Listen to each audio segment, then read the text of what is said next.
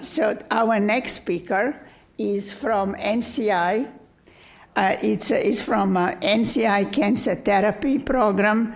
It's Dr. Elad Sharon giving us NCI perspective.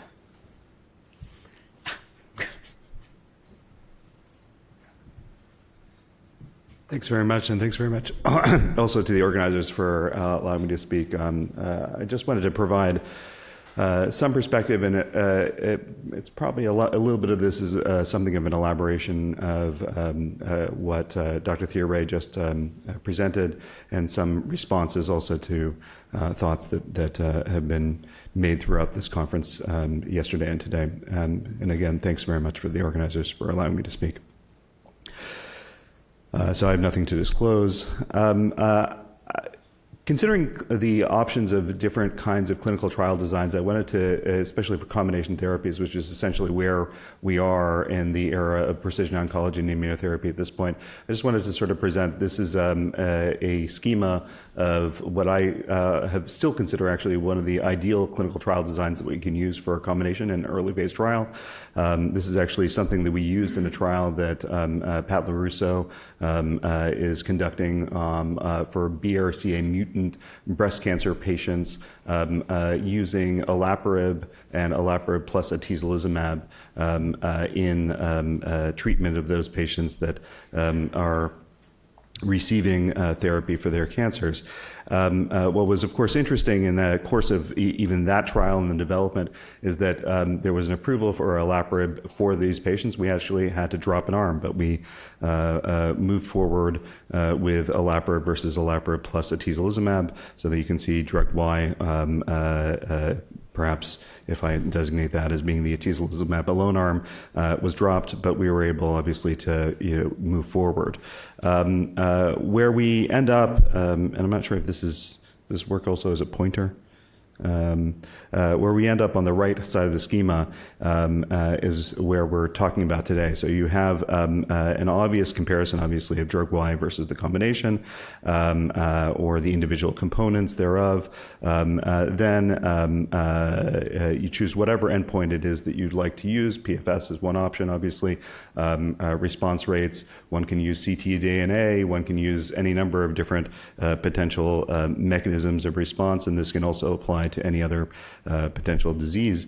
But then we can learn that much more if we take a biopsy at the point of progression, perhaps offer a crossover to those patients that do progress, and then continue on from there.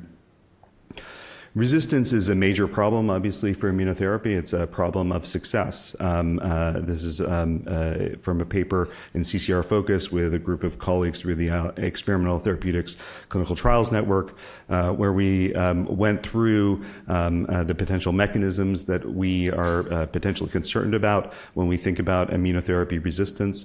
This was true in 2017. It's still true today. There are four major categories, I'd argue, of immunotherapy resistance that we have to concern ourselves with. The first being T-cell immunosuppression. Second, a lack of T-cell response. Tumoral barriers to T-cell infiltration, a third, and issues with antigen presentation, which include things like antigen loss in the case of CD19 loss for CAR T-cell therapies targeting CD19, for example. And there are various strategies for dealing with all those different issues. That's an issue, obviously, for biotech and pharma to concern themselves with, to determine what other tools we could be using to advance and deal with these resistance pathways. I think what the point of our session, however, was to think about the actual clinical trial designs. And as I noted before, these are challenges that are caused by our success. So we have a number of different benefits and gains of our current era. We have sometimes patients that have specific mutations or a sensitivity to a given immunotherapy regimen that may exist, but we know that those advances fail to represent cures. And in some cases, we may choose to engage with experimental therapies that don't have a great deal of data, as Dr. Thierry just mentioned. So the first thing I want to get out of the way, which is a problem that we face actually all the time at the NCI, is when a single-arm trial is potentially appropriate. And I think that the quick answer is rarely. The single-arm trials of combination therapies are obviously problematic, and we've gamed out a number of scenarios. I did with one of our statisticians, Dr. Jared Foster, and the biometrics research branch at the NCI, and determined that if one has, let's say, a drug A and one has a drug B, and there's some degree of benefit for either that drug A or drug B that has been demonstrated in some fashion, then probably you need some sort of randomized design. The only time you probably can get away without having a randomized design is if you actually have a demonstrated lack of single agent activity of drug B and a demonstrated lack of activity of drug A. And in which case, I don't know why you would do that trial, right? But otherwise, the ideal design really is a randomized design, which I think was illustrated earlier. So we came up with two schemas in this manuscript that's actually in preparation. So I'm providing this just as an example here of how one might actually be able to move forward in the era or with a patient population of individuals who are resistant to immunotherapy. You can obviously randomize, let's say, to drug A might be that new drug of interest, drug B perhaps, and in many cases, certainly with regard to the things that are submitted to CTEP, oftentimes actually is continued use of a PD-1 therapy. So in other words, similar to other kinds of targeted therapies, we know that there may still be some benefit to continued use of a PD-1 or PD-L1 therapy, as described both yesterday and today. But we need to enhance that activity in some way. So perhaps there might be a 5% benefit or 10% benefit, as it were, from continuing a PD-1 therapy for an individual patient. But we want to make that much better. And using preclinical models or other methods, we find some other agent that might be able to enhance that activity. We oftentimes are faced with a situation in which that very agent might actually have some single agent activity, however low it might be, and that agent needs to somehow be compared. So while these are both experimental arms, there's some benefit for drug development and hopefully also for the patient to really showing the enhanced benefit, the individual contribution of effect, as Dr. Thiere just mentioned.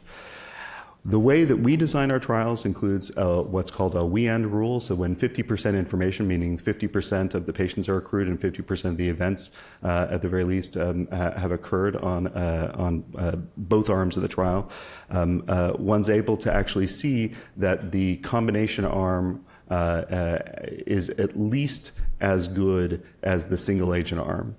If it's no better, there's really no reason to continue the trial. And so when we think certainly about our single-arm trials, oftentimes we use Simon two-stage trials. We have these abilities to actually halt a trial early, be somewhat more efficient when we see that we're not seeing the benefit. And we can build that into randomized comparative trials like this, even when we have two comparative arms that are both experimental. So we use the within and between arm interim analyses to determine whether or not we might decide to continue.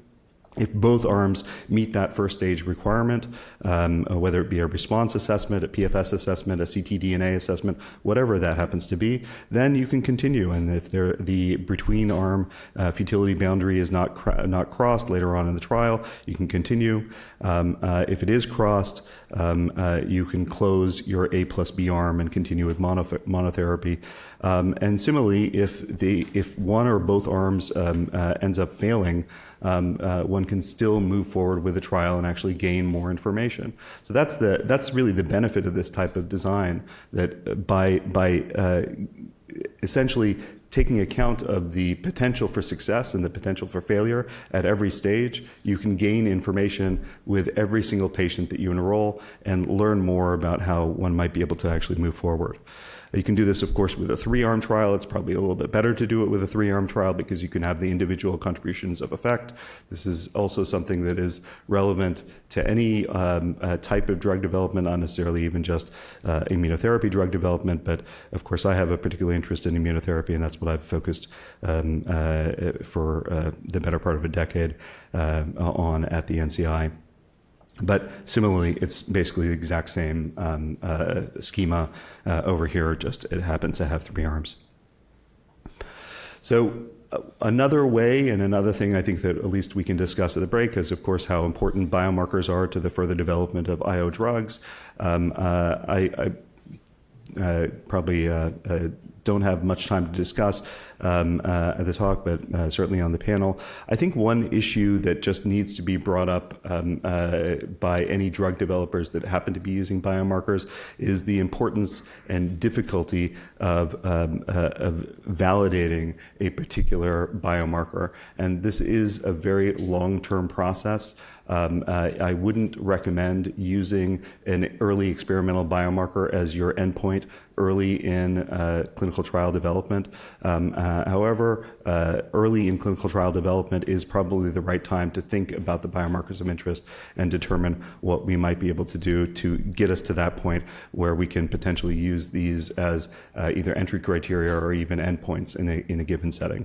And with that, I will move back to the chair and wait for the panel discussion for further discussion. Thank you. Thank you very much, and I'm sure we'll talk more about the biomarkers and validation during the discussion.